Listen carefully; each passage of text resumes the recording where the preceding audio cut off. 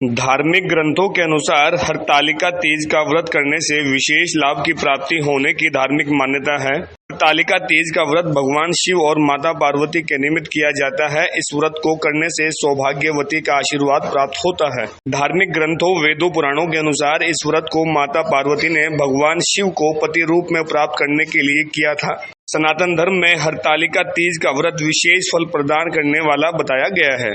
हरतालिका तीज व्रत की और अधिक जानकारी लोकल 18 को देते हुए हरिद्वार के विद्वान ज्योतिषी पंडित श्रीधर शास्त्री ने क्या कुछ कहा है, सुनिए।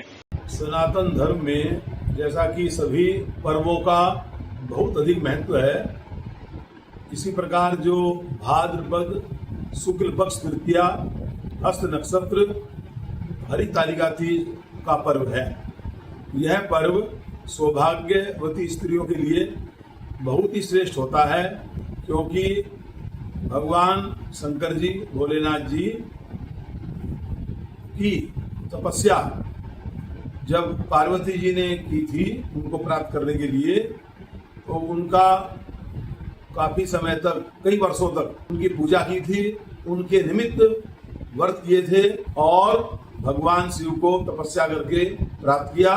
तभी से सनातन धर्म में परंपरा है कि सौभाग्यवती स्त्रियां इस व्रत को करती हैं और मनवांछित फल प्राप्त करती हैं। सर्वप्रथम माता पार्वती ने भगवान शंकर जी को प्राप्त करने के लिए 150 वर्षों तक भगवान शिव की तपस्या की और भगवान भोलेनाथ प्रसन्न हुए और उनको अपनी तपस्या के बल पर प्राप्त किया। तभी से सनातन धर्म में परंपरा है कि सौभाग्यवती स्त्रियां जब इस व्रत को करती हैं उनकी मनोकामना पूर्ण होती है। जो स्त्री है वो इस व्रत को करती हैं, उनको संतति एवं पुत्र पौत्र सभी प्रकार के सुख प्राप्त होते हैं।